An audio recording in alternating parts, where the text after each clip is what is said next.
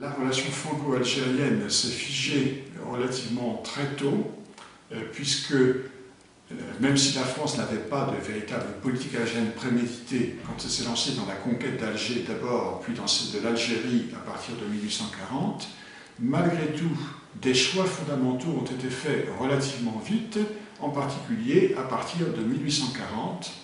Le lien a été établi, comme le recommandait Bugeaud, entre la nécessité de conquérir rapidement toute l'Algérie si on ne voulait pas faire en sorte que tous les efforts déployés par la France depuis 10 ans soient absolument vains. Une conquête menée avec les plus grands moyens possibles, le plus rapidement et efficacement possible, même si ça impliquait une très grande brutalité, mais une conquête qui ne pouvait pas se suffire à elle-même sans la colonisation. Et c'est donc la colonisation au sens propre du mot, c'est-à-dire une colonisation de peuplement,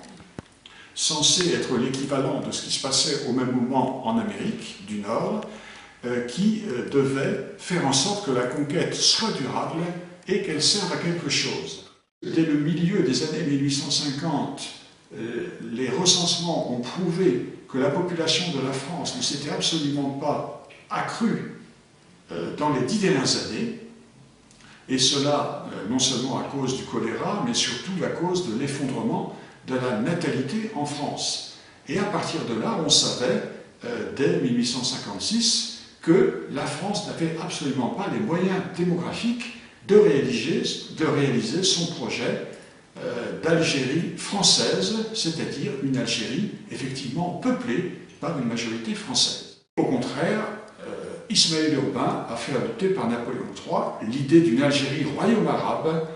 qui serait fondée sur la civilisation pour les indigènes.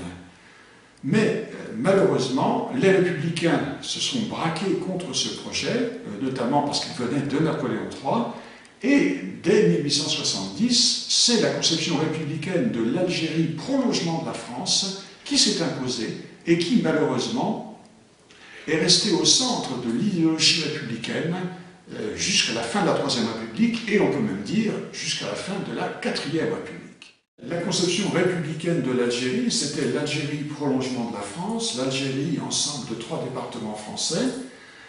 mais cet idéal assimilationniste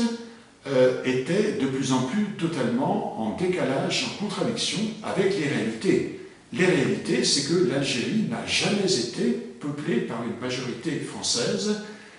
puisque la population musulmane ou indigène est toujours restée très largement majoritaire. La France est restée prisonnière d'une conception politique totalement dépassée par les réalités et de plus en plus incapable de devenir ce qu'elle était censée devoir être, c'est-à-dire la grande chance pour la France de rester une grande puissance.